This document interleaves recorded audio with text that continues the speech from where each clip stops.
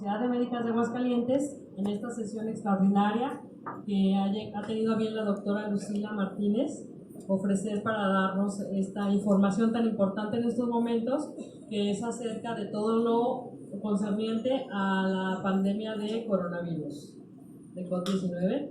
Entonces, bueno, ella es expresidenta de la Sociedad de Médicas de Aguascalientes y es directora médica del Hospital Hidalgo. Ella es infectóloga, así es que pues la vamos a recibir con un fuerte aplauso. Muchas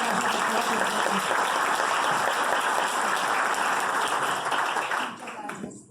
Pues, bienvenidos a todos. El objetivo del grupo de infectólogos y epidemiólogos que vamos a estar presentes hoy con ustedes, pues tiene como objetivo principal el generar y el difundir sobre todo el conocimiento sobre este virus que pues ya llegó a nuestro país y ha estado, como ustedes observaron, desde mediados de enero, de hecho desde diciembre inició en China, pero fue hasta finales de enero cuando nos estuvimos dando cuenta de todo lo que podía condicionar nuevamente una pandemia como es, como el día de ayer ya se declaró esta enfermedad. En un momento se integrarán y los iré presentando a la doctora Wendy Domínguez Riveros, ella es médico epidemiólogo, el doctor Víctor Monroy Colín es también infectólogo pediatra, que nos hablará sobre todas las medidas de prevención que son tan necesarias que conozcamos todos, el doctor Mario González Gámez, que es médico internista e infectólogo, y una servidora.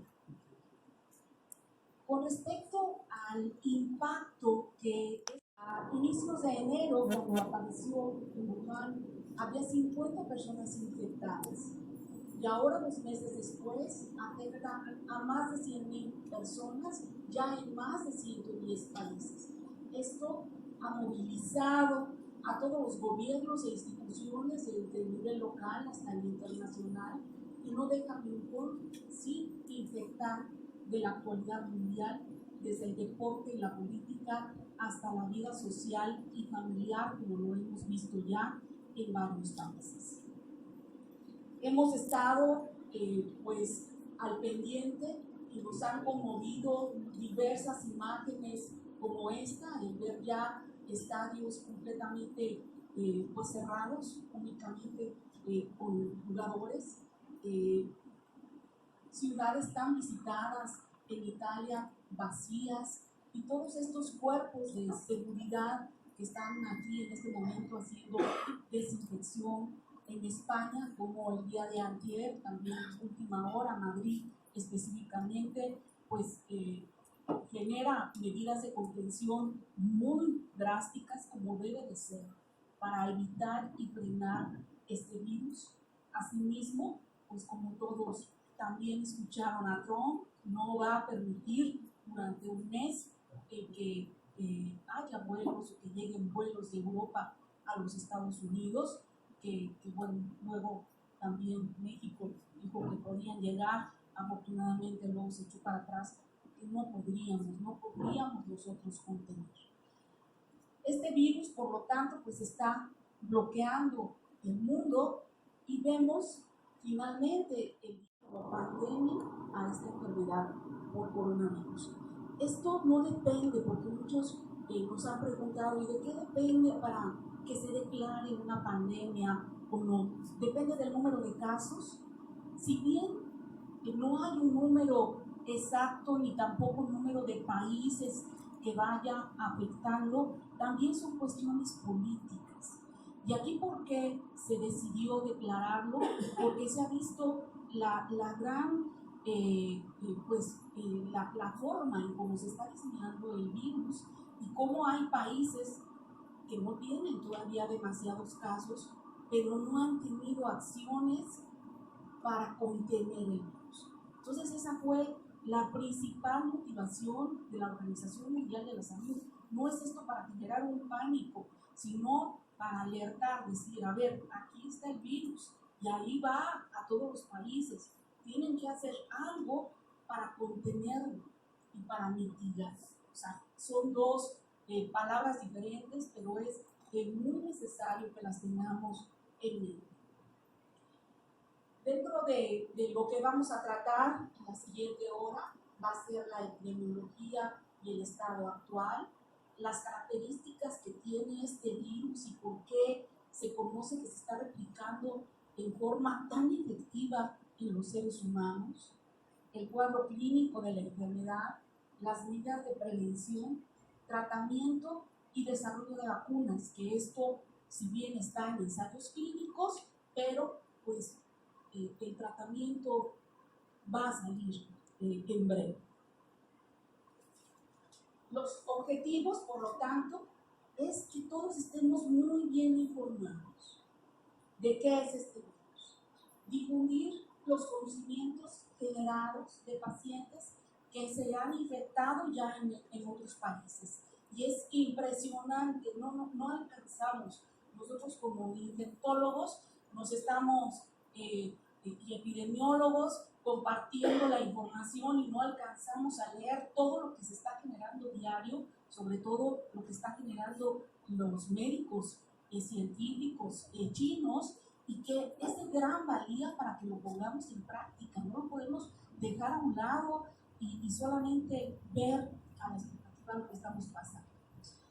Saber cómo detener la transmisión y prevenir la propagación del virus también es obligación de todos, de toda la sociedad, no solamente como médicos, sino esto es importante darlo a conocer a todo el mundo porque es necesario que se den cuenta de ello.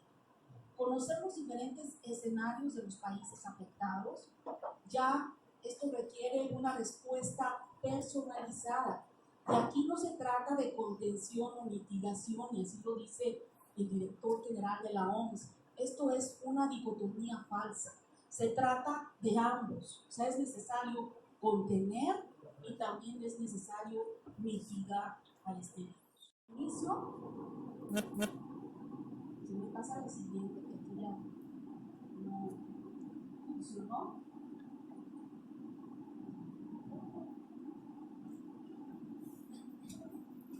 Daremos paso a la doctora Wendy Enríquez, epidemiólogo, que nos dará a conocer la situación actual de este virus. Buenas noches a todos. Es un placer para mí estar con ustedes el día de hoy y quisiera retomar justamente la frase que acabamos de escuchar. Pensar que solamente es una cosa sería muy ilógico. Tenemos que tratar de hacer las dos cosas.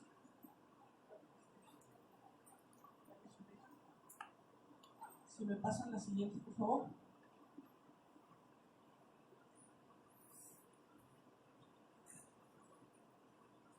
Creo que también me sirvió a ponerse como yo en el gráfico. Bueno, en lo que está la presentación, creo que es muy importante, sí, con muchas lecciones que hemos dejado olvidadas, que la costumbre nos ha ido acostumbrando, valga la redundancia, a olvidarnos de dos herramientas básicas, que es el lavado de manos. Tiene la laptop, está bloqueada la laptop.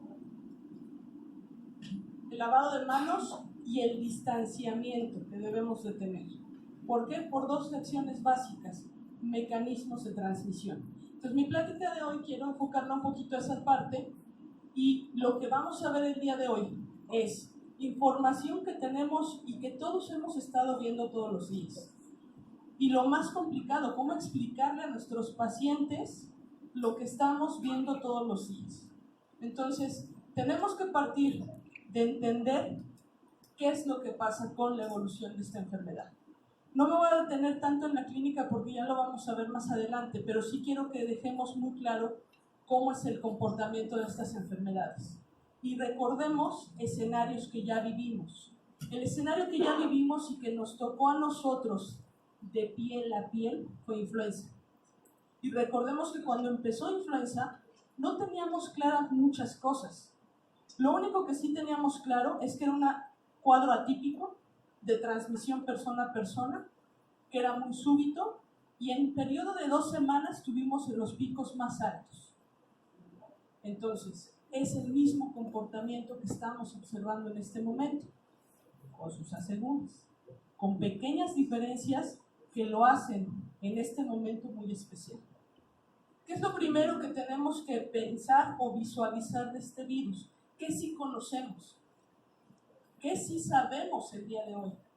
Y lo que sí sabemos es periodos de transmisión, mecanismos de transmisión certeros.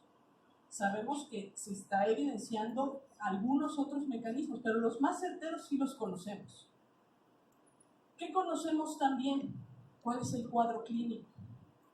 Y lo más importante que conocemos, que es algo que nos dio China con esa gran velocidad de información. Y recordemos por qué la información fluye tan rápido actualmente con China. ¿Se acuerdan de SARS 2002? Cuando fue todo lo contrario. China lo que hizo fue detener información. Y cuando sacó la información, ya estaba todo eso desbordado. Ahora no hace eso, hace todo lo que México hizo en su momento en el 2009. Y esa parte es la que nos tenemos que quedar. Nosotros sabemos cómo actuar ante estas situaciones porque ya lo vivimos. Solamente voy a hacer una pequeña breve historia de la línea del tiempo porque creo que ya todos la conocen. Mercado de China. Todo fue 30 de diciembre, cuando se detectan los primeros casos. El 31 se informa a la OMS. Vean cuánta distancia. O sea, un día, al día siguiente le informo a la OMS que estoy teniendo cuadros respiratorios atípicos. Nuevamente, cuadros respiratorios atípicos. Para el 1 de enero se sabía ya que un mercado era el que estaba asociado. No sabíamos cómo, pero sí sabíamos que en ese mercado había estado toda la gente que estaba presentando síntomas. De ahí las teorías de si el murciélago, que si la serpiente, y toda la asociación entre comida y animales vivos. De ahí se siguen los estudios y vamos sacando cómo están dándose toda esa información a nivel mundial. Ya para el 6 de enero, 5 días después, CDC ya tenía la información de qué estaba pasando en esa situación en China. Por ahí del 10 se hacen nuevamente los reportes de cómo está ya la descripción clínica. Si me pasan la siguiente, por favor. ¿Ya? Perfecto. Entonces, el 16, ¿cuántos días iban ahí? 18 días después, Japón tenía el primer caso. Y eso nos tenía que marcar la primera velocidad de transmisión. De ahí ocurre una defunción en China. Y de ahí seguimos ya con Tailandia el 13 de febrero y así seguimos con toda la transmisión. Si se dan cuenta, la información la tenemos. ¿Qué es lo más importante entonces que debemos de hacer y de entender de esta enfermedad? Todos hemos oído hablar del famoso R0. Y todos hablan de si el R0 es alto, si el R0 es bajo, pero ¿qué es el R0 y cómo se lo voy a explicar a mis pacientes? El R0 no es más que ese rango que tenemos de que una persona infectada infecte a otras. ¿Cuánto lo tenemos ahorita? Tenemos bien identificados periodos de transmisión de 1.5 a 3.5 días. Total de este R, 7 a 3.4. Entonces vamos viendo cómo incluso hay enfermedades que son más diseminables que esta enfermedad. ¿Cuál es el problema con coronavirus entonces? Que mientras unas gotas de influenza a lo mejor me contagio si estoy en contacto estrecho con un paciente, con coronavirus son más.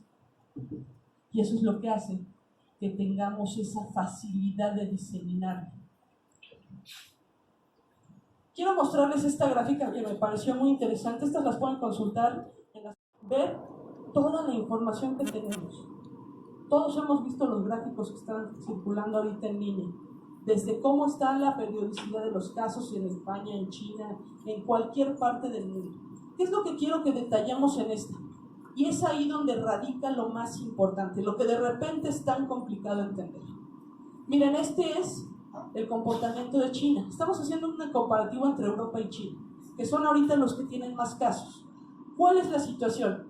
Esta es la línea basal o el primer punto que ustedes ven de cada país, es el momento en el que se identifica el primer caso importado. Vean cómo China, desde que inicia, tiene una curva elevada, constante, y que si se acuerdan al principio decíamos que parece que no va a tener un declive. O sea, todo parece que va subiendo con un cohete espacial y nunca va a parar. ¿Qué pasó con el resto de los países? Japón fue el segundo, dijimos. Corea del Sur estuvo entre los primeros. Y vean cómo ese ascenso ha sido diferente. El pico más sí es cierto que es elevado, pero vean, estamos por debajo de los 100 casos. Si vemos, por ejemplo, Italia, que es la que ahorita está generando tanto ruido a nivel mundial y que está generando todas estas alertas, vean cómo se ha comportado. De repente, en menos de 2 semanas, hizo esa elevación impresionante. Si nos vamos a países como Alemania, por ejemplo, vean, inició incluso antes que Italia, pero ha mantenido una curva por debajo de los 10 casos al menos las primeras 2 semanas, hasta que tiene una elevación que se da a partir del 20 de febrero. ¿Cuánto tiempo pasó? Si hacemos cuentas, casi 48 días. 48 días para que iniciara realmente la transmisión local, mientras que tuvo lo que estamos viendo en este momento en nuestro país: la presencia de casos importados, confirmados, la presencia de algunos casos que estamos viendo portadores asintomáticos, pero nos asustamos y se nos olvida la historia natural de las enfermedades. Todas las enfermedades, de acuerdo a la historia natural de la enfermedad, nos dicen va a haber un periodo asintomático. Y en esa escala de cuadro clínico, de inicio de síntomas, vamos a tener desde los asintomáticos, los sintomáticos leves, hasta los más graves. ¿Qué estamos viendo entonces? Historia natural de la enfermedad. Eso es lo que estamos viendo y eso es lo que tenemos que tratar de entender y poder hacer infecciones. Si se dan cuenta, vean, esto es escala logarítmica, entonces aparentemente parecería muy poca distancia, pero aquí estamos hablando de miles. Acá estamos hablando de menos de 10 y aquí en el rubro de los 100. España, por ejemplo, ¿cómo está? Igual. Empezó conteniendo hasta que llegó el momento donde esa mitigación ya no fue suficiente y se hizo la transmisión local. Esta es más a detalle y es ahí donde les explico perfectamente y nos deja ver con claridad. Vean el caso de Italia, día 0, y del día 0 al pico más alto ni 10 días, 11 días más o menos. Si nos vamos al comparativo de España, por ejemplo, igual empieza en el día 0, que es, el día 0 es cuando se detecta el primer caso importado, positivo, obviamente. ¿Cuántos días pasaron? Aproximadamente igual, unos 10-15 días. ¿Y cómo va Alemania en ese trabajo constante? No es que no detecte casos, claro que está detectando casos, todos los importados que están llegando. Pero al final, lo que estamos viendo es que está prolongando esta etapa. Está controlando y está tratando de mitigar las dos cosas juntas. Este es un gráfico que está muy interesante para que entendamos con más claridad lo que pasa en cada uno de los países. Y miren, es igual. Los días, comparamos China contra Italia, si se dan cuenta, aquí llevamos 25, 30, 35, 40, y aquí llevábamos 25 casos en esta etapa y ya llevaban 1.400 casos, cuando China, por ahí del día 25, apenas empezaba con sus casos. Estados Unidos, que es contra el que normalmente nos comparamos y nos gusta compararnos. ¿Qué pasó con Estados Unidos? Igual, si se dan cuenta, en los primeros días, pues tiene esporádicos. Y esta parte nos suena muy familiar, ¿no? Tenemos hasta ahorita 13 casos confirmados, positivos. Uno de ellos es portador asintomático. En los primeros 20 días. 30 días, 45 días y apenas está por el rubro de los 100, 300 casos. Si me voy al siguiente país, que es Alemania, vean cómo ellos lograron alargarlo hasta esos 48 días más o menos. Vemos entonces como esa historia natural nos va diciendo. Si van a ir saliendo, van a seguir llegando, y van a seguir llegando, porque va a haber muchos asintomáticos. ¿Qué probabilidades tenemos de que ya esté circulando el virus? Muy probablemente sí, pero ahorita no estamos en estas fases. ¿Qué es lo más crucial en esto? Letalidad, que eso es lo que nos preocupa tanto por abajo, pero vean en este comparativo. Tenemos a China por el rubro del 2.4, Italia que ya se fue hasta casi 5, España, Francia, pero vean este es el que me interesa que veamos, está por debajo del 1. Su tasa de letalidad es de 0.6. ¿A qué creen que se deba eso? ¿A qué es? Menos probable que se enfermen, son más sanos, son más jóvenes, podría ser. Vean entonces, y aquí está una gráfica un poquito más grande para que la veamos. China, que va, obviamente aquí se rebasa la tabla porque son más de 80,000 casos, pero lo importante que veamos es este dato. China tiene una letalidad 3.3 comparada con la de Italia, que ya está por arriba del 3, o sea, ya está en 5. Es ahorita la letalidad más alta. Corea, si lo ubicamos, ay Dios, es muy perdido. Corea, acá está, 0.7. Es la letalidad más alta. Y es ahí donde viene el que entendamos esa parte de controlar y mitigar. ¿Qué está haciendo Corea a diferencia de los demás países? Le está apostando a esto. Le está apostando a hacer pruebas. Es el país que más ha invertido en pruebas. Es el país que ha invertido más de 3,000 muestras en su población. Más otros factores que obviamente cuentan, la población, las características demográficas del país, pero vean cuánto ha invertido. ¿Qué le permite eso? Detectar a los portadores, aislarlos. Detectar a los leves, aislarlos. Si yo detecto a los leves lo más rápido posible, es más, si detecto a los casos lo más rápido posible, voy a controlar más y la probabilidad de muerte va a ser menor. Y probablemente se han muerto los que llegan tarde o incluso los que se tenían que morir por las mismas condiciones del huésped, que eso también se nos olvida. El huésped es un ente que tiene características propias y que no en todos los casos va a funcionar igual. Entonces, si se dan cuenta, la capacidad de detección de los países obviamente se va a ver reflejada en esa letalidad. Platicábamos con una residente del hospital que hizo un rotatorio en Italia y tiene amigos que están ahorita en hospitales allá en Italia, y nos decían, el principal foco son las personas mayores con antecedente de POC.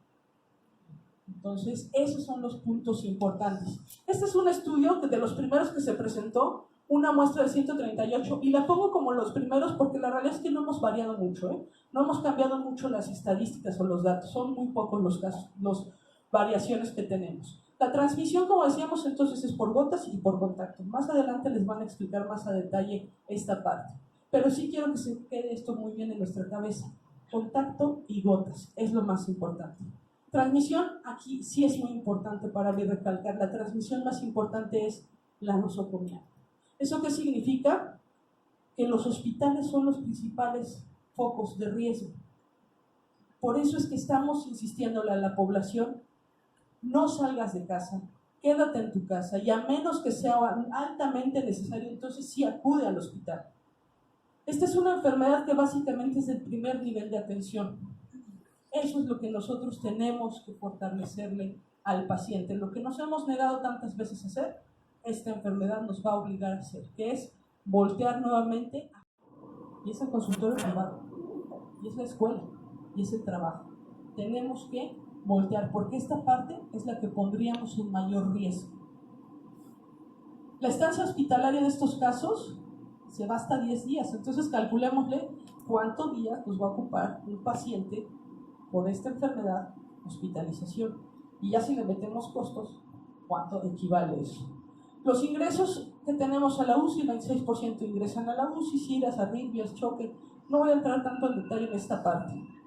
Definiciones operacionales, miren, ya las sabemos. Cualquier paciente que tenga fiebre, enfermedad respiratoria aguda leve y que tenga 14 días de iniciar los síntomas con antecedente de contacto con un caso confirmado o bajo investigación por COVID-19, que haya tenido antecedente de viaje o estancia en cualquiera de estos países. Y déjenme decirles que el día de hoy, justamente antes de venirme para acá, tuvimos que actualizar este dato, que ya estaba a nivel internacional, pero oficialmente hoy declara el grupo técnico interinstitucional asesor del CONAVE, que es el Comité Nacional de Vigilancia Epidemiológica, se agrega España, Francia, Alemania y Washington, California y Nueva York de Estados Unidos, que son las ciudades que están registrando la mayor transmisión local en este momento. Yo me imagino que muchos de ustedes en el nivel privado ya lo estaban buscando desde antes, y eso es bueno, que empecemos a hacer esas búsquedas porque nos van a permitir eficientar nuestros recursos y detectar más rápido. Yo espero también que se cumpla esa frase célebre de lo que queden en Las Vegas, se queden en Las Vegas. Lo dudo.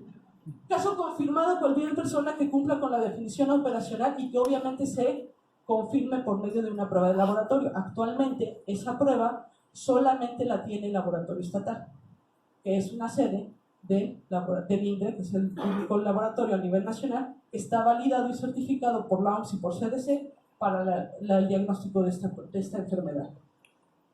Algo muy importante, recordemos que esto se mueve todos los días.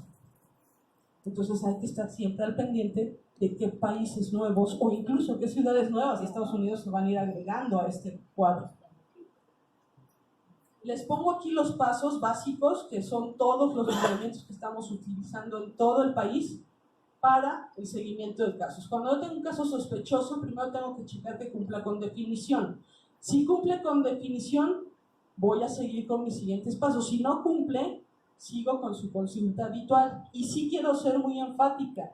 La consulta habitual implica descartar influenza. Estamos en plena temporada de influenza. Todos estamos viendo casos de influenza. Entonces sí tenemos que ser muy críticos con estas definiciones, porque la población no va a entender tanto de si sí es o no es. Si mi hijo está enfermo y tiene todo lo que me han estado haciendo en la tele, no me interesa. Yo quiero saber qué es y que no vaya a ser coronavirus. Entonces sí tenemos que ser muy cuidadosos en esto. Y hemos repetido y decíamos mucho en el hospital, se nos olvida que las medidas que nos están diciendo que retomemos hoy son las medidas que deberíamos estar aplicando porque estamos en temporada de influenza. Entonces, bajo ese tenor no tendríamos por qué estar tan preocupados. Elaborar estudio de caso, y en el caso de las unidades privadas, por favor, tienen que notificar a la jurisdicción sanitaria. En el caso de los públicos, todos estamos obligados a notificar a los teléfonos que nos han dado las áreas de mantener el aislamiento del paciente y garantizar la muestra. La muestra en este momento, tanto al sector público como al privado, la toma el laboratorio estatal para garantizar una buena técnica, pero lo más importante, para irnos acompañando en el cómo vamos a hacer esas tomas de muestra. Porque va a llegar un momento, puede llegar, ojalá no llegara, pero puede llegar el momento en que las muestras las van a tener que tomar ustedes. Entonces tenemos que estar bien capacitados en cómo debo de tomar una muestra. Una vez que se identifica, se hacen las pruebas pertinentes y entonces se determina si es positivo o si es negativo.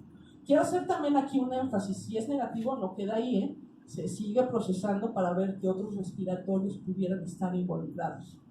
¿Qué pasa con los contactos? Porque esa va a ser la otra. Sí, llega el visitante de Europa, o mi hijo se fue a estudiar o estaba estudiando en Europa, llega y entonces estuvo en la casa. Bueno, los contactos primero hay que definir si son sintomáticos o no. Si no son sintomáticos, se quedan como contactos y se vigilan 14 días. Pero si son sintomáticos, en automático ya entran a la definición de sospechosos. Entonces, no importa que él no viajó, acuérdense que la definición implica o estar en contacto con alguien que esté bajo investigación. Eso es la parte de contención. y reservar los 14 días y tomar todas las medidas es tratar de mitigar la enfermedad. Todo el proceso seguiría igual dependiendo de la clasificación que le demos. ¿Qué vamos a tomar? Las mismas muestras que tomamos para influenza. La única diferencia es que en esta ocasión sí es de veras en serio, con N95, con gogles, bata desechable de manga larga y guantes, más la técnica especial que los que ya han estado en los hospitales donde se ha ido capacitando, los que están con nosotros ya vieron que no está tan sencillo. Y no porque no sea sencillo o fácil, sino porque es toda una rutina donde tenemos que aprender a vestirnos. Pero hagas, lo más importante en esta ocasión es aprender a quitarnos todos los que nos pusimos para no contaminarnos. No existen, y aquí sí quiero ser muy enfática, no existen pruebas rápidas para coronavirus. Tampoco existen para influenza. Las pruebas rápidas de influenza no son útiles. Entonces sí tenemos que ser muy claros en esta parte. ¿Nos ayudan a darnos una orientación? Sí, pero muchos falsos positivos vamos a tener. Estas son las pruebas que, como les decía, ya las hemos tomado seguramente todos algún día. Exudados nasofaringeos, faringeos, el dado caso que el paciente esté intubado, aspirados o lavados broncoalveolares y en caso de defunción, de que el paciente llegue y esté en condiciones que no me permitan tomar otra, biopsia de pulmón, para garantizar una muestra adecuada. Les decía yo que se corre entonces. Miren, el laboratorio estatal en este momento, desde la semana pasada ya liberaron el diagnóstico para el laboratorio estatal. Entonces Aguascalientes ya puede hacer diagnósticos de coronavirus. Si yo le mando, y las muestras que se han estado mandando en estos días, ya no se mandan a México, y esperamos a ver qué nos dicen en el INDRE, ya está liberado aquí. Somos de los 28 estados que cuentan con un laboratorio estatal que tiene una alta calidad en ese diagnóstico. Entonces confiemos en nuestro laboratorio. Pero aquí lo único que cambiamos es, se corre primero coronavirus, y si sale negativo, entonces se corre el resto del panel viral. El panel viral incluye todos estos virus que ustedes ven aquí. MERS, SARS, los otros coronavirus que sabemos que están circulando, más las influencias, adenovirus, sinciciales, rinovirus, enterovirus, todos esos se corren. Entonces creo que tenemos una muy buena capacidad diagnóstica en este estado.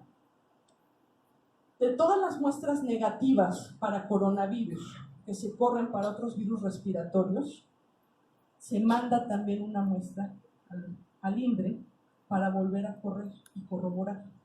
Entonces es un proceso de validación incluso internacional, y el INDRE, déjenme decirles que también tiene que mandar muestras a OMS para que se validen sus resultados. Esa es la calidad y la garantía que tenemos. Y bueno, ya casi nada más para terminar, mostrarles la epidemiología del estado actual, que es a lo que me encomendaron el día de hoy. Estos datos pues los hemos visto todos los días en la mañanera, los que ven en la mañanera, los periódicos pues también lo ponen. Aquí está ya hasta acuérdense que ayer se declaró pandemia, entonces ya hasta nos lo pone por continentes. Y vean cómo, pues parece que nos están, como decíamos ayer en una plática, nos están apretando todos. Vamos a ver, esperemos que nos vienen. Esta es la gráfica de México. ¿Se acuerdan del primer caso, de ese caso de Sinaloa? Ya lo están declarando como recuperado. Tenemos 2 portadores, uno en el Estado de México, otro en Hidalgo, y vean cómo va nuestra causística.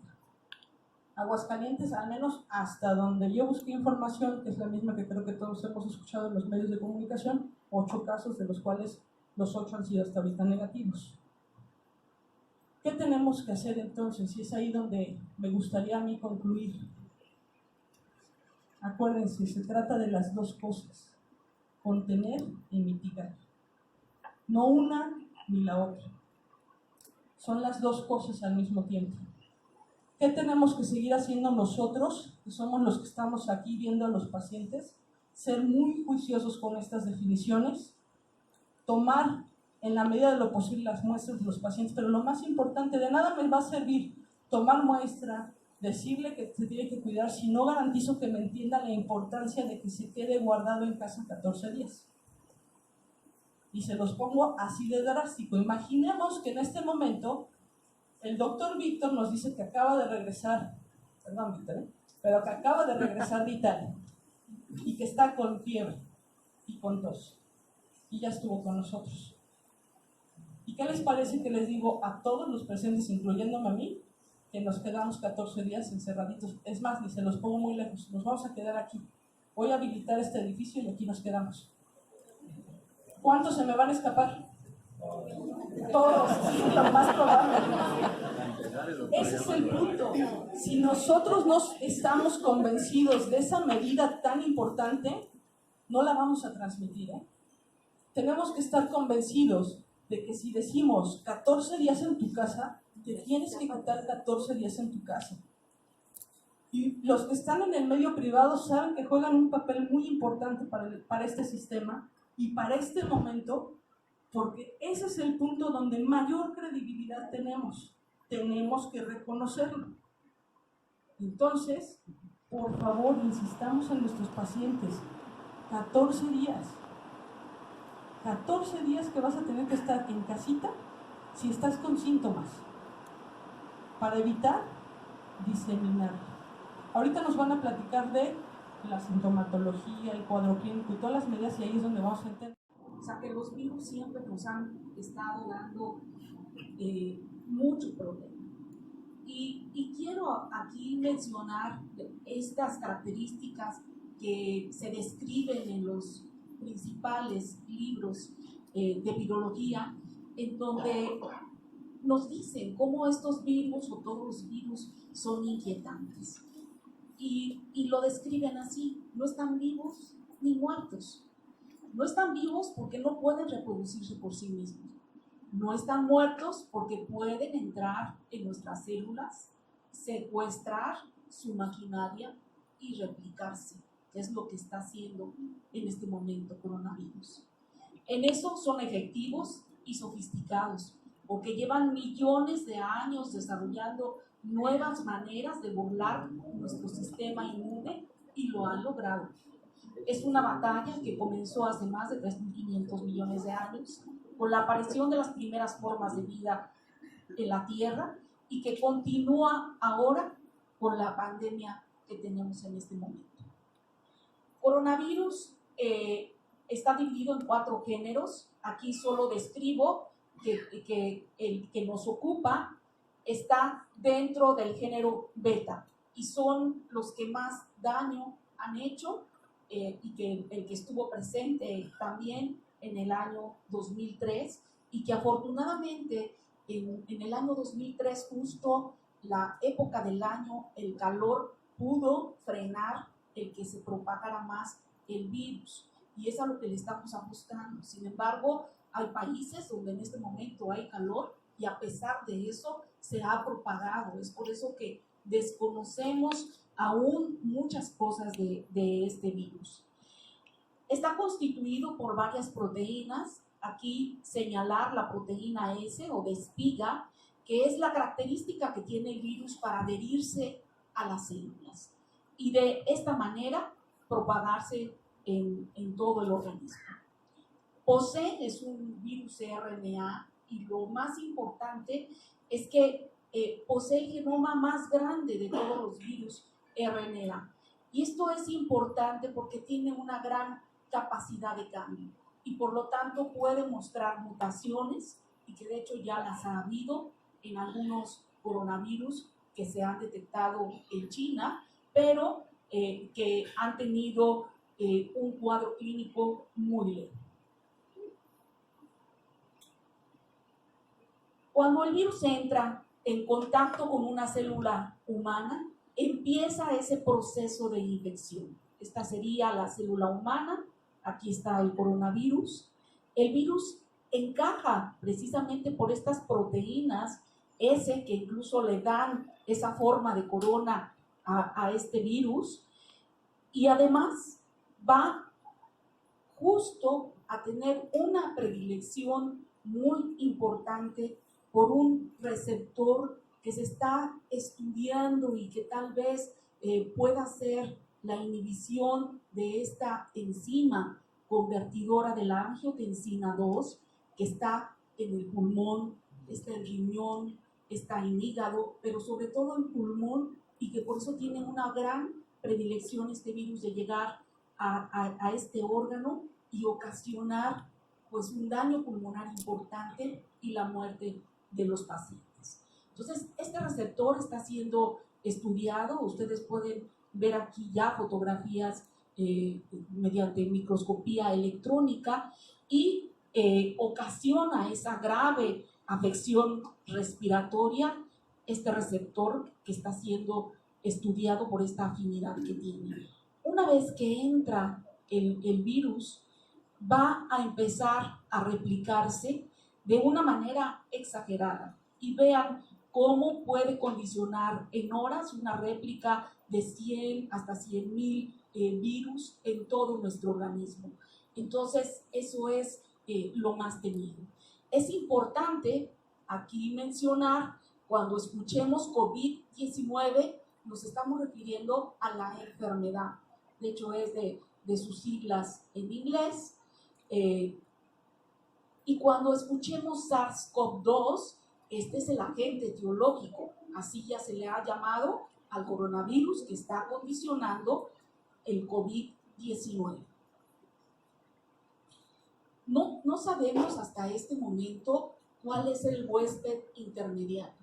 Incluso todavía no se sabe con certeza del coronavirus que nos afectó en el 2002-2003, cuál es exactamente el intermediario.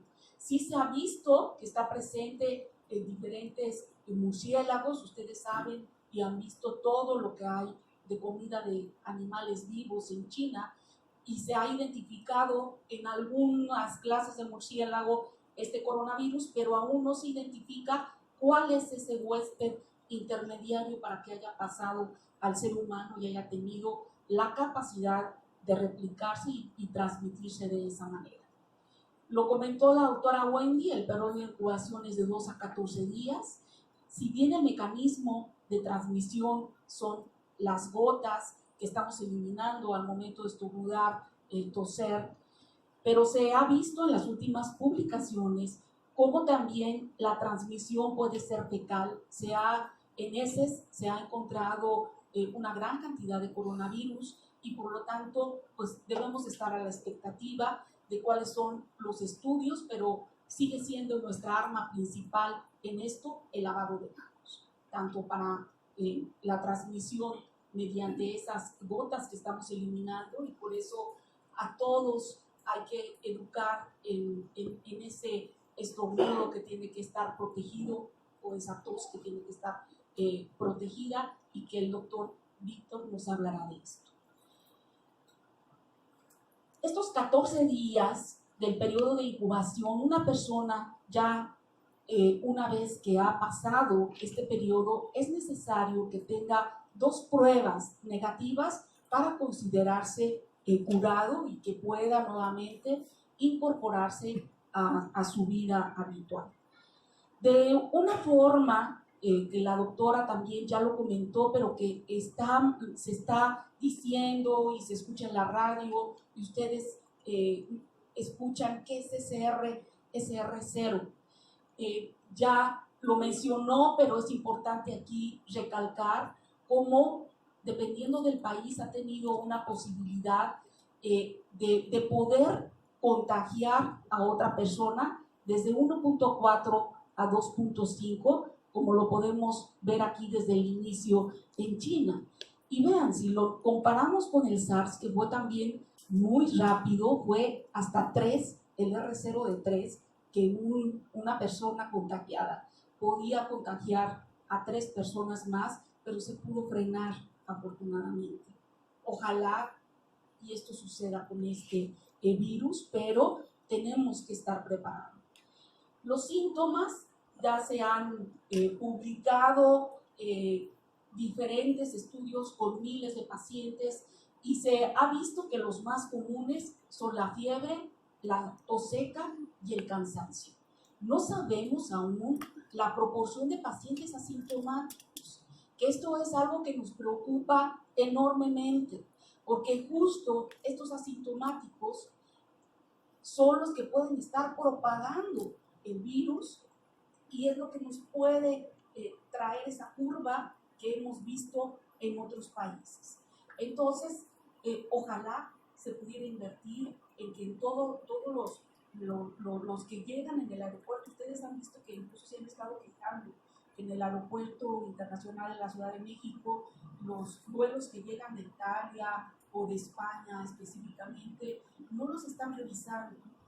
Y bueno, aunque lo revisaran, si en ese momento no tiene fiebre, no significa que no venga incubando ya el virus. Ese es el principal motivo de preocupación, todos estos pacientes asintomáticos. Otro motivo de preocupación es que inician los síntomas en muchas de las personas, sobre todo en mayores de 50 años de edad, a la segunda semana. Y en esa segunda semana ya hay un daño pulmonar grave. Entonces es cuando llegan al hospital con dificultad respiratoria. Esta es otra característica de este virus que es lo que hace que haya muy marcada la diferencia entre los grupos de edad y los que están falleciendo. Pues aquí están los porcentajes. Hay otros posibles, puede haber congestión o puede haber escurrimiento nasal, pero puede no haberlo. Eso no es un dato que lo descarte. Puede haber dolor de garganta y ya al ser grave o la dificultad respiratoria, y se han visto ya bastantes casos también de diarrea, vómitos, porque también puede estar ahí presente el virus. Entonces vemos aquí los grupos de edad, vean cómo la edad pediátrica está respetada y cómo empieza a partir de los 50 años, 60 años o más, cómo empieza a aumentar la curva de los pacientes que llegan con problemas graves e incluso la mortalidad pues es en este grupo de edad justamente. Y vean aquí cómo el coronavirus pues puede afectar también riñones, condicionando, aparte del problema pulmonar, pues una insuficiencia renal que lo lleva rápidamente a la muerte. Los niños, hay dos teorías. No se sabe aún porque no se ha estado tomando muestras en forma, pues en una corte o a varios de ellos para saber si son portadores. Ustedes saben que, por ejemplo, son los principales portadores del virus de la influenza, de cualquier virus de la influenza, y ellos no desarrollan muchas veces, los niños pequeños, todos los síntomas, sino síntomas de un resfriado común, pero luego lo transmiten a los abuelos y ahí es el principal problema cuando puede condicionar una enfermedad grave. Aún no se conoce, porque no se ha hecho este tamizaje, si a los niños pueden ser portadores de este virus. Hay dos teorías que nos indican el por qué no se enferman. Una es que durante esta edad pediátrica pues están en contacto con otros tipos de coronavirus que condicionan un resfriado común y que tal vez esos anticuerpos les ayuden para contrarrestar al virus que está circulando en este momento. Otra teoría es que los adultos, al momento que entra el coronavirus, se va a desencadenar una respuesta inflamatoria exagerada, con una liberación de citoquinas también exagerada, y que eso, en lugar de ayudar a nuestro organismo, entra en un descontrol total y en lugar de defendernos, el virus se ocasiona un lugar óptimo a nuestro organismo para que se replique y ocasione una infección grave. Este tipo de respuesta inflamatoria sistémica grave no se observa en los niños. Entonces, también es la otra teoría por la cual en este momento se dice que no son afectados. Entonces, vean cómo hay reportes, pero de 10 casos, de 6 casos. Este es un reporte de 10 casos que acaba de salir, en donde se ve pues una proporción de 1 a 1.5 con respecto al sexo, la edad de 3 meses a 131 meses, promedio 74, pero como la fiebre, la tos, la odinofagia también fueron los síntomas principales y en menor proporción la rinorrea y solamente 2 de estos 10 tuvieron neumonía. Sin embargo, es interesante conocer cómo ha habido otros niños que han tenido la enfermedad. La radiografía de tórax ni en niños ni en adultos nos da un diagnóstico temprano de la enfermedad. Todos estos pacientes tienen que someterse a tomografía de tórax para ver cómo están esos pulmones. Y ha habido la gran sorpresa que son niños que no tienen dificultad respiratoria y sin embargo las tomografías hay una neumonía intersticial impresionante en ellos. Habría que ver la evolución posterior y si eso va a dejar fibrosis, si va a dejar algún problema residual pulmonar. Esto es otra serie de casos que se acaba de publicar con 6 casos únicamente en niños y en donde tienen básicamente las características del anterior estudio, y aquí utilizaron una serie de tratamientos, sobre todo en los que tuvieron neumonía, para tratar de salvarlos, incluyendo la inmunoglobulina, y sobrevivieron, pero no podemos decir que por esta razón incluso los corticoides pues están contraindicados. Se ha visto que al contrario se sobreinfectan los pacientes que están con hipotensión, incluso en aquellos hipertensos, que es un factor de riesgo para tener una infección grave por coronavirus. Otros datos que han ido saliendo poco a poco, se ha encontrado que en los pacientes que llegan a la terapia intensiva, los niveles altos de dímero D, así como elevación importante de proteína C reactiva y de procalcitonina, se ha asociado a una mayor mortalidad. Entonces son parámetros que son fáciles de obtener y que eso son predictores de la evolución de esos pacientes. De los datos clínicos relevantes en este otro estudio, pues vemos lo mismo: fiebre, la tos, la dificultad para respirar, el síndrome ya de dificultad respiratoria grave, la coinfección, que es ahí ya en los pacientes hospitalizados, virus, con bacterias, con hongos, que es lo que nos complica aún más la situación y que puede llegar hasta un 15% de muerte en estos pacientes que tienen las neumonías graves. Vean, las imágenes pues son muy demostrativas, sobre todo por tomografía, como podemos observar el daño pulmonar que deja. Esto es tomado de todos los cursos. Ha habido cursos de capacitación para todos los médicos.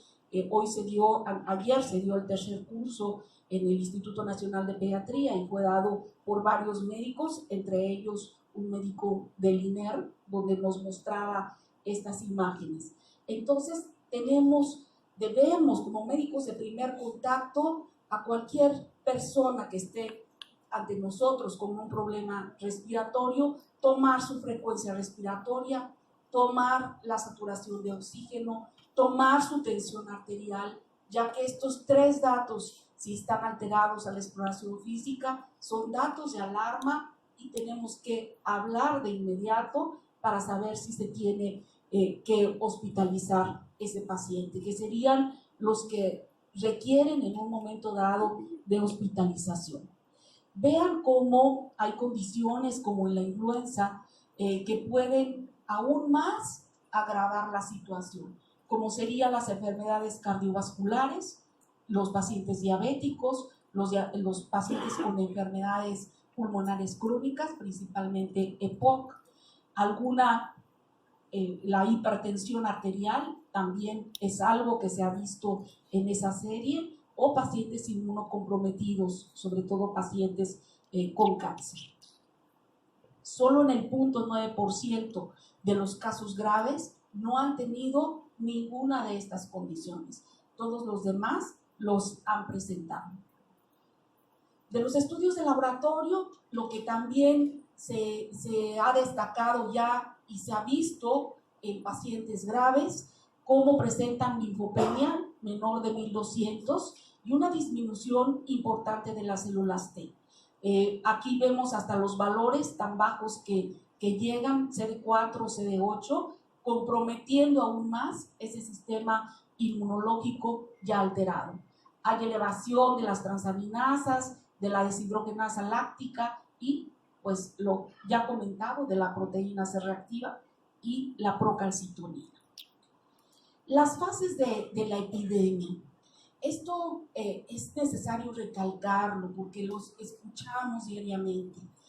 Ahorita medidas de contención no, porque estamos en la fase 1. Fase 1 de casos importados. Si nosotros nos quedamos solo pensando en esto, no vamos a hacer nada para no pasar a la segunda fase, en donde vean el contagio entre habitantes de una manera local y se registran ya centenares de casos. O bien la fase 3, donde la propagación es extensa y hay miles de casos y es ya difícil en este momento romper las cadenas locales de propagación. Tenemos una gran oportunidad en este momento. Si estamos en esta fase 1, pues hay que hacer esas medidas de contención, por lo menos nosotros, en lo que podamos hacer.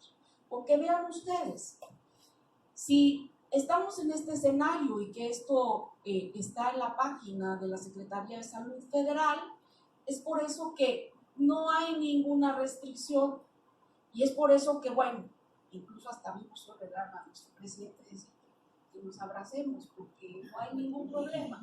Es que no, por favor, desde ahí lo que nosotros podemos hacer en este momento pues es ir preparándonos, no saludo de abrazo, ni de beso, ni de mano, porque sabemos que ahí puede ir el virus. Entonces, dentro de lo que nosotros podamos hacer, porque en esta fase nada está prohibido,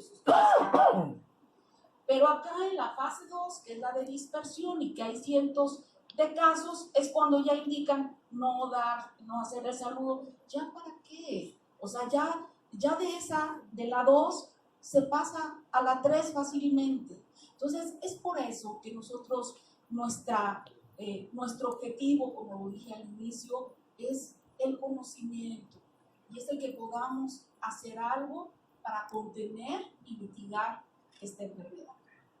Le doy la palabra al doctor Monroy, que nos hablará de las... Ahorita creemos y les va a empezar a hablar de cosas que es así.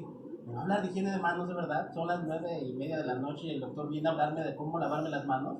Me va a enseñar a ponerme a mí un cubrebocas, pero vamos a ver cómo que esto que se supone que aprendimos en 2009 con la pandemia de influenza, pues ya lo teníamos dominado, ¿no? Pero las lecciones que aprendimos en aquella pandemia parece ser que se han empezado a olvidar, porque ahorita ese es el mismo problema y ahorita vamos a ver cómo ustedes solitos se van a caer en cuenta con estos datos que les voy a presentar. Era Lin Wenliang, un oftalmólogo de allá de Wuhan, que fue uno de los médicos allá en China que empezó a ver que le estaban llegando al consultorio y era oftalmólogo, y supongo que un buen oftalmólogo porque auscultaba también el pulmón. Se dio cuenta que los pacientes estaban teniendo esas neumonías atípicas y los primeros 39 casos que se reportaron en diciembre del 2019, pues él fue de los que los estuvo viendo. ¿Pero qué creen? Pues estaba muy protegido y toda la cosa. Ahorita vamos a ver si esto era bueno o no, pero desafortunadamente él murió por COVID-19. Entonces vean cómo lo primero que tenemos que hacer es pensar como personal de salud que si nosotros enfermamos, si nosotros, ya decía Juan hace rato, ¿no? Imagínense quedarnos 14 días aquí encerrados. Digo, no viajé a Italia ni mucho menos, sí traigo un poco de tos, pero no es coronavirus. Entonces, no nos preocupemos por eso. Pero, ¿qué pasa en la transmisión nosocomial? Fíjense, esta es una de las series de 138 pacientes de Wuhan, de estos primeritos que salieron en el mundo. Y vean cómo de esta serie que reportan en el JAMA hace algunas semanas, el 41.3% de esos 138 pacientes se contagiaron en el hospital. De esos, 17 eran pacientes que estaban hospitalizados por alguna otra cosa. En el hospital llegó el coronavirus y tomen, 17 también con coronavirus. Pero vean el otro número importantísimo. De estos, 40 eran personal de salud. Eran los médicos que sabemos usar cubrebocas, que nos sabemos lavar las manos, que queremos trajes Tyvek y todos así como para el ébola, pero la mayoría fueron médicos. Entonces vean cómo casi la mitad de esos pacientes eran propio personal de salud o se había generado la infección dentro del hospital. Y bueno, este pobre doctor, pues vean, él traía ahí muy padre los cubrebocas y pues ¿qué pasó? Pues el no usar o no saber usar un cubrebocas o traerlo cuando no lo debemos traer nos da una falsa sensación de seguridad. Por eso el equipo de protección personal es fundamental. Hay un estudio también que se reporta, este es otro estudio también de llama, donde vean cómo cuando se utiliza de manera correcta el equipo de protección personal, que ahorita vamos a ver qué es, guantes, cubrebocas, bata, impermeable, gogles, etcétera, la transmisión de ese 41.3% que reportaron la primera serie de los chinos baja a tan solo un 3.8%. Aún así nos vamos a enfermar de coronavirus, pero mucho menos si sabemos usar estas sencillas medidas. Y entonces tenemos que tener los insumos necesarios. Y esto es una pregunta que estas semanas que nos hemos presentado en varios foros, irremediablemente te preguntan, ¿México está preparado para enfrentar la pandemia? A los medios de comunicación les encanta, ¿no? Y si son periodistas de esos amarillistas, ¿no? Pues, ¿verdad que no estamos preparados? Pues depende, porque creemos que estar preparados para la pandemia es tener 5 toneladas de alcohol gel y es tener miles de cajas N95, cuando la clave es saber usar bien los poquitos que tengamos.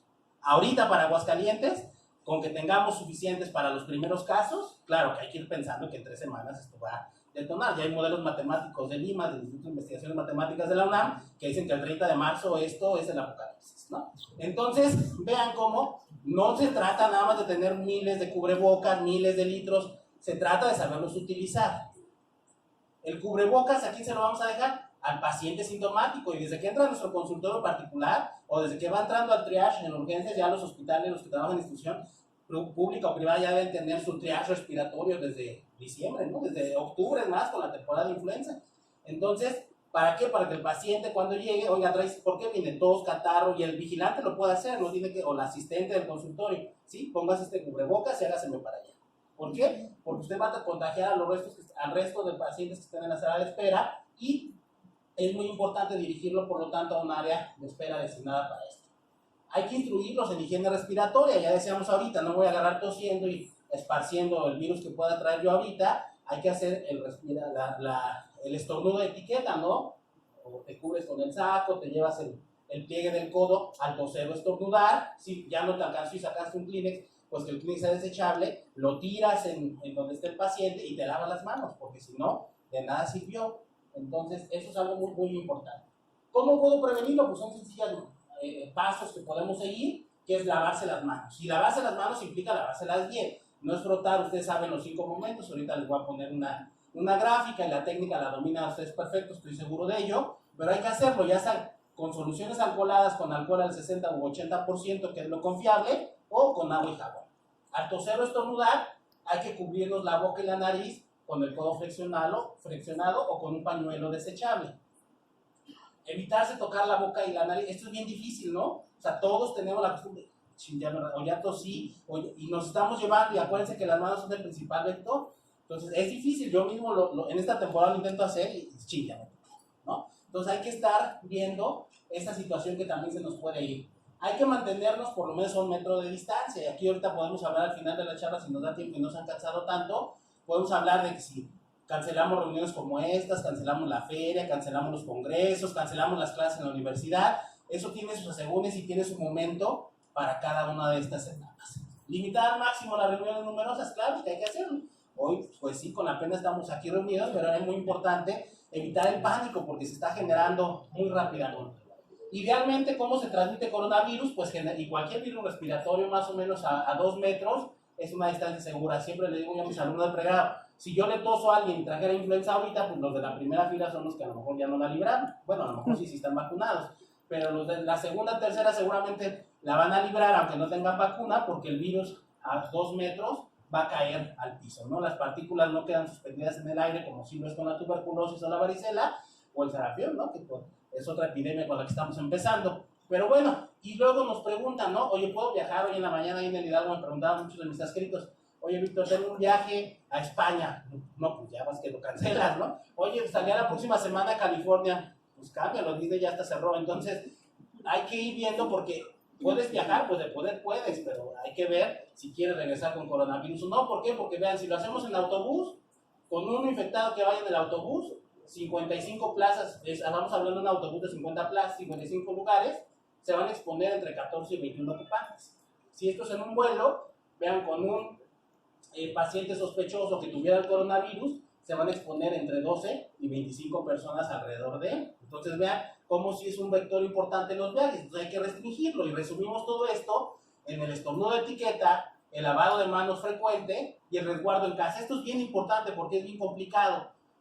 Yo quiero que hagan el ejercicio que comentaba la doctora Wendy de qué va a pasar si alguno de nosotros se tiene que quedar 14 días en la casa, ¿no? O el hijo no va a ir 14 días a la escuela.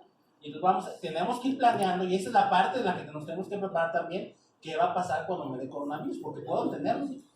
Y si es grave, me van a hospitalizar. Y si trabajo en un hospital y estoy el que está en el equipo de contención, pues me van a encerrar en turnos de 12 o 24 horas muy probablemente. Entonces hay que ir pensando en ese plan de contingencia, inclusive a lo interno de nuestra familia.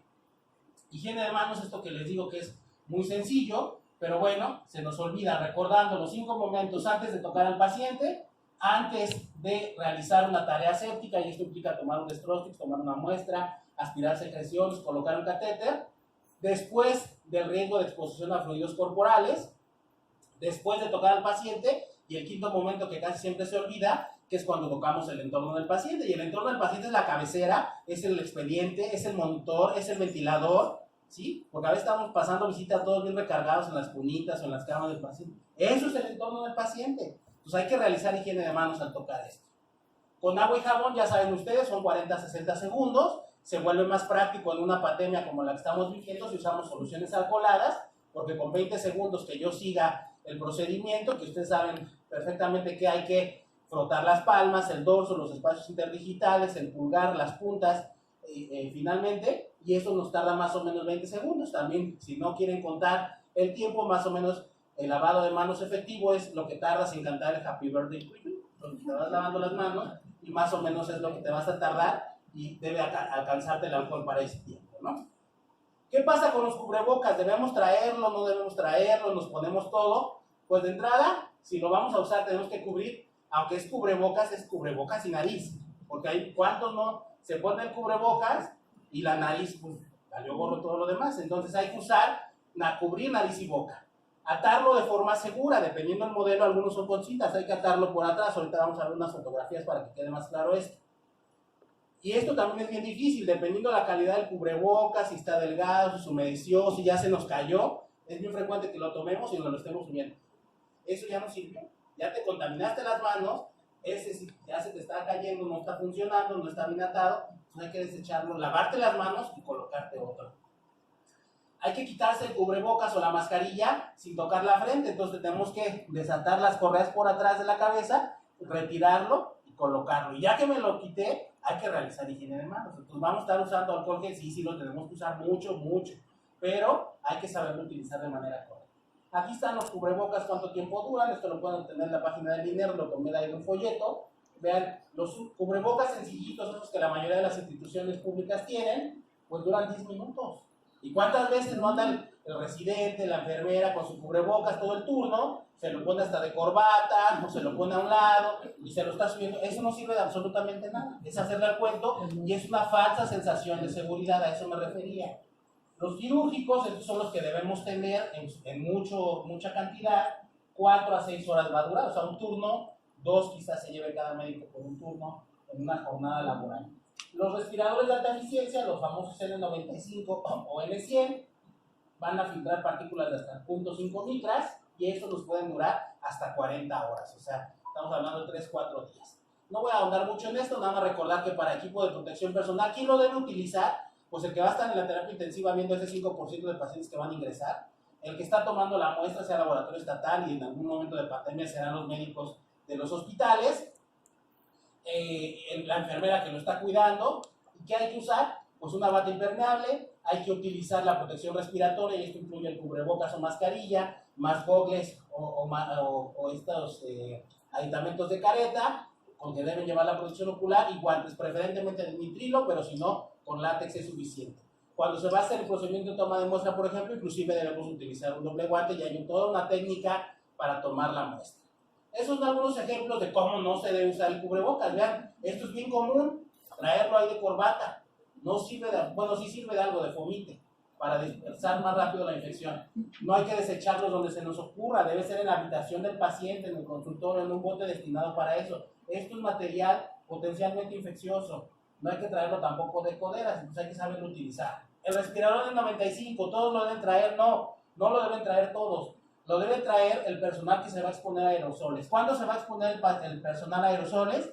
Cuando está intubando, no hay duda, y tiene que tener N95. ¿Cuánto más? Cuando va a aspirar secreciones, cuando va a tomar una muestra para coronavirus, por supuesto que debe traer N95. Si va a haber un procedimiento invasivo de la vía aérea, llámese traqueostomía, broncoscopía, hay que usar el N95. O si se está dando reanimación cardiopulmonar al paciente, hay que usar el N95. De ahí en fuera, que si va a limpiar en intendencia, que si la enfermera exige todo el turno el N95, es más, ni siquiera lo van a tolerar, los que lo han usado y lo han usado bien, no lo aguantas ni 2-3 horas, o sea, a las 2 horas ya estás que quieres escapar de él. Entonces, eso también es un problema. Si lo queremos traer toda la jornada y todo el mundo quiere andar con el N95, no nos va a servir porque no va a haber quien lo aguante. Entonces, también tiene sus indicaciones muy precisas. Ya se nos fue. Pero bueno, entonces es bien importante que ese N95 lo sepamos utilizar. Generalmente son los de concha con forma de pato, hay que tomarlo de la parte frontal, colocarlo, y las ligas, que eso es algo bien común, la tenemos que pasar hacia atrás para que una quede por debajo de la nuca y otro quede exactamente por arriba de las orejas. Parece obvio, pero insisto, hagan el ejercicio con sus colegas y van a ver cómo muchas veces cruzamos, las dos quedan por arriba del chongo si son mujeres. Entonces, las ligas del cubrebocas debe quedar uno por arriba de las orejas y el otro a nivel de la nuca. Si se humedece, hay que retirar o hay que cambiarlo. Ya si se humedeció, no sirve. Por eso el oftalmólogo chino que les puse al principio traía doble, ¿no? El sencillo para no humedecerlo y el N95, pero la colocación de los dos no debe ir junta. ¿Cuándo no lo voy a quitar ese respirador? Pues lo retiramos igual por la parte posterior, no tocamos ya la parte frontal, porque esa parte frontal está contaminada, ya tiene secreciones respiratorias. Realizamos higiene de manos al tocarlo, lo desechamos en la habitación del paciente y muy importante, no es para coleccionarlos ni para llevarlos a casa, se desecha también. Si están dentro de esas 40 horas que les dije que puede ser de utilidad, se dobla por la línea que viene aquí marcada, no por lo que ustedes quieran, siguiendo la línea que ya viene marcada, se mete en una bolsita de papel, se pone su nombre, la fecha de inicio del uso y se guarda para su siguiente jornada laboral. Esto es lo que les decía, vean, hay que tomarlo por la parte frontal,